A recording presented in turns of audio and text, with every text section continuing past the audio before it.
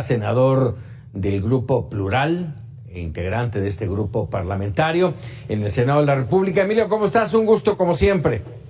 Paco, muy buenas noches. Un gusto saludarte y por tu conducto a la comunidad de Mega Noticias. Muchas gracias. A ver, ya de entrada alcanzaste a escuchar esto que dijo el presidente. ¿Cómo dimensionarlo? Mira, yo pienso que el presidente tiene una confusión más o menos severa de qué es un liberal y qué es un conservador. Un liberal es aquella persona que respeta la ley, que quiere la igualdad de la ley para todas y todos, que respeta el Estado de Derecho, respeta la Constitución, que hace que los derechos sean vigentes para todos y todas, no solo los que piensan como esa persona. El liberalismo salió como una respuesta civilizatoria a los abusos de poder. Lo que el presidente hace es justamente lo contrario. Lo que el presidente hace es portarse esencialmente como un conservador, pero es una narrativa que usa constantemente para ubicar en el otro lado a quienes no piensan como él. No importa quiénes fueren, y apela a las figuras históricas, en este caso la Revolución, para poner ahí a quienes eventualmente entienden como sus adversarios. No importa quiénes fueren, además pueden cambiar. Si el día de mañana algún adversario le jura se va a arrodillar, abyección o lealtad, pues entonces pasa a ser de los buenos, ¿no? O al contrario. De manera que este señalamiento del presidente, pues es parte de una narrativa, yo pienso, peligrosa, porque no es que el presidente, Paco, sea responsable, él haya creado la polarización. El problema es que el presidente lucra de la polarización. El problema es que el presidente exacerba la polarización. Y estas expresiones, pues no son el lugar donde debería estar un jefe de Estado, que ganó como ganó Andrés Manuel, pero él está decidido a lucrar de la polarización y en estos términos se hacen declaraciones muy peligrosas, Paco. Sí, muy peligrosas. Hace un rato hablando aquí en nuestro programa de Para Opinar, decía, sí, puede ser un error, un resbalón, una declaración fuera de lugar, pero a lo mejor una declaración fuera de lugar mío no pasa nada, pero es la declaración del presidente del país. Ahí las repercusiones pueden ser fuertes. Las cosas se toman de quien viene. Si tú y yo tenemos alguna diferencia en el tráfico, pues puede ser sencillamente una diferencia indebida, ¿no? Si tenemos algún desencuentro con un vecino, también puede ser indebido. Pero si te lo dice el presidente de la República, eso genera una reacción muy fuerte porque habla desde el poder. Y desde el poder, no solo con el poder institucional, sino con el poder político y simbólico.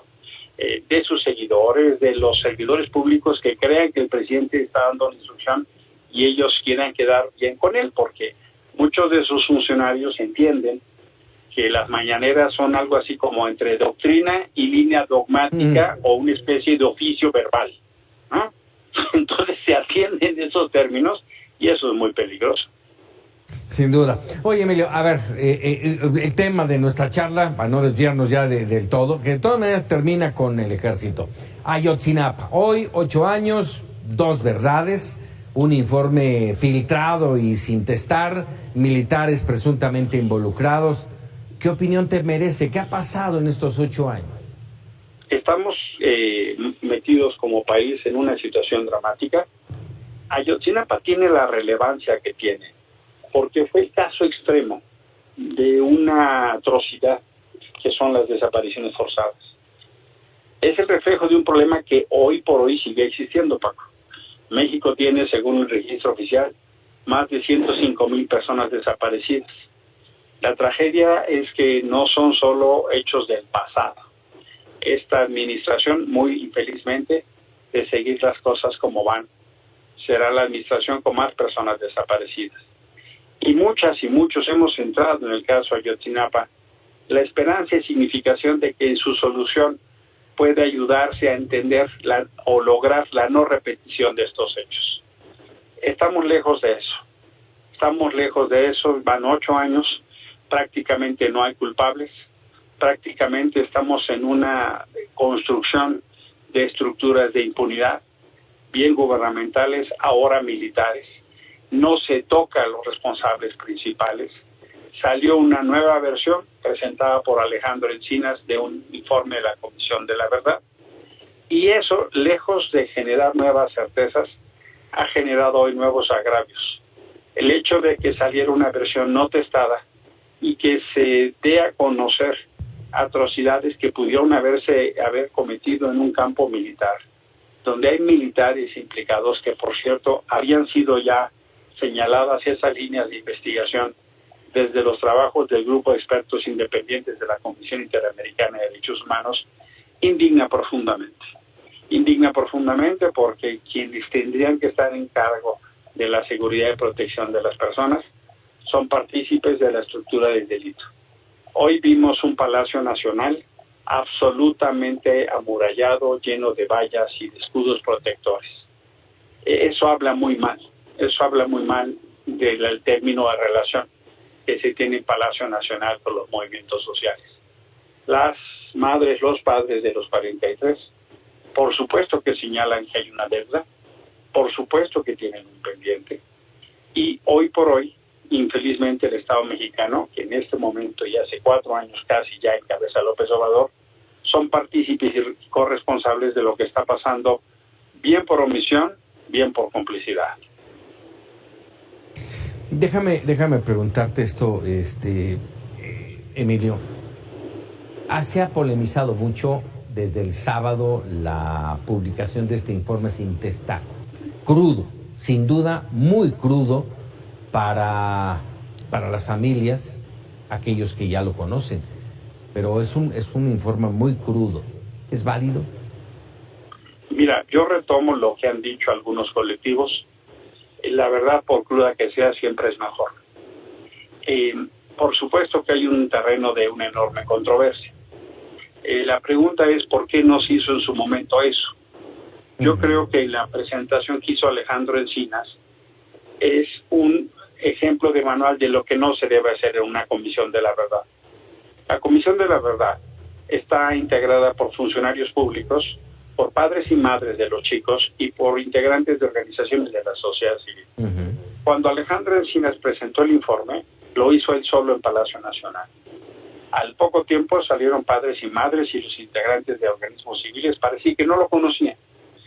Si esto se ha procesado con el debido cuidado y la debida mesura y se les ha dado a conocer de manera previa y procesado en los términos que requiere, probablemente no estaríamos ante este debate. Y claro que hay una tensión entre el respeto a las víctimas, al derecho a saber y el derecho a la verdad, porque es un tema que por supuesto ha trascendido enormemente.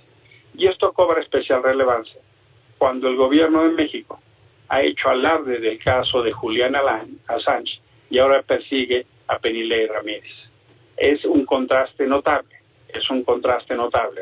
porque por un lado se manifiestan como campeones de la libertad de expresión, pero por otro lado lo censuran. Creo que este dilema no hubiera sido necesario si la autoridad hubiera presentado un informe sin testar. Puedo entender que hay asuntos que refieren a investigaciones ministeriales, lo puedo entender y la secrecía que el caso requiere, pero también puedo entender que los familiares y la coadyuvancia del caso tienen todo el derecho a estar enterados previamente. Sin duda. Estar enterados, estamos hablando de 8 años, Emilio, y la verdad es que no hay verdad, no hemos llegado a nada. Y aquí el tema, incluso ahora, es que hay un golpeteo interno entre Alejandro Encinas, el subsecretario de Gobernación, y el fiscal general de la República, Alejandro Gertz Manero, que esto no le cae nada bien a la investigación. No le cae nada bien, el gobierno queda absolutamente mal parado, el desencuentro de los Alejandros hace daño a la investigación y a la certeza. Por un lado, la Fiscalía Especializada presenta denuncias y por otro lado, la Fiscalía General las rechaza, las baja, la propia Fiscalía General de la República le pide a los jueces cancelar las órdenes de investigación, en particular en contra de integrantes del Ejército Mexicano, y por supuesto que eso abre una tela de duda de ahí hay un acuerdo de complicidad y de impunidad, y eso tiene una palabra que se llama corrupción. Me hago cargo que hay diferentes versiones, me hago cargo que Hay elementos de trabajo que ha hecho Alejandro Encinas que pueden ser muy rescatables. Uh-huh. Por ejemplo, llevar a un general a presentar denuncias, uh-huh, o a quien se presume como uno de los principales responsables, un coronel o un general. Hombre, eventualmente reconozco que son elementos que no tienen precedente, Paco. Eso hay que así subrayarlo. Pero también hay que subrayar que la manera en que se han hecho las cosas, lejos está de darle a la sociedad la explicación que estamos todas y todos esperando. Caray. Oye, déjame cambiar de tema. Una última pregunta, Emilio. Vienen días complicados en el Senado. Por ahí del 7-8 de octubre creo que se vence el plazo de los 10 días hábiles para la presentación de un nuevo dictamen por parte o en torno a esta iniciativa para ampliar la presencia del ejército en las calles. Se habla ya de un nuevo dictamen ya pactado entre Morena y el PRI y los aliados, pláticas o apertura por parte de la oposición para escuchar. ¿Qué podemos esperar? Mira, en realidad no es que haya un acuerdo con el PRI, no es así.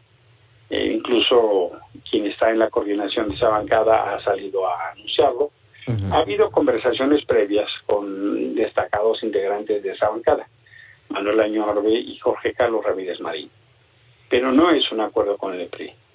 Mañana tendremos una reunión, los coordinadores de los distintos grupos parlamentarios, con Ricardo Monreal, para justo intentar trazar los términos de la discusión. Hay de suyo quienes pensamos que no se puede abordar sobre lo que se ha presentado. Este es esencialmente una posición mayoritaria del bloque de la oposición. Uh-huh. Pero tenemos toda la intención, de hecho el Grupo Plural ya presentó una propuesta para que podamos trazar una ruta para atender el fondo del problema. Habemos quienes creemos que esta iniciativa, producto de una extorsión, tenía más como finalidad dinamitar una alianza electoral, uh-huh, que un verdadero tema respecto, uh-huh, a la seguridad. Falta año y medio, Paco. Tenemos margen y tiempo incluso para evaluar qué se ha hecho en estos 3 años y medio. Prisa en sentido estricto no existe. Entonces creemos que puede darse absolutamente la condición para abordar sobre algo nuevo que entre al fondo, que es en esencia necesario. Hay temas que sí tenemos que preguntarnos. ¿Por qué la Guardia Nacional pues solo detuvo a 14 personas por producto de investigación el año pasado? ¿O por qué solo presentaron a 50 personas en las agencias del Ministerio Público Federal? Producto de lo que se referiría a uno de los delitos más graves, que es delincuencia organizada. Ni uno por semana, Paco, 50 personas. Y la Guardia Nacional son 115,000 efectivos. Sí nos interesa saber en el Senado qué ha hecho el Ejército Mexicano para atender el permiso que le dimos en la labor de seguridad pública como excepcional, temporal, fiscalizado, subordinado. Sí queremos que nos digan qué ha pasado con las violaciones a derechos humanos que han denunciado en estos 3 años y medio. De manera que entonces podamos hacer una evaluación de fondo y construir una ruta, porque cierto es, Paco, uh-huh, que todos los indicadores en materia de seguridad están peor de que cuando llegó este gobierno. Caray. Emilio Álvarez y Casa, nos mantenemos en comunicación. Hay mucho tema todavía para platicar. Por supuesto, en la mejor disposición. Buen abrazo, buen inicio de semana, Paco. Igualmente, Emilio Álvarez y Casa, senador del Grupo Plural. Vámonos directo.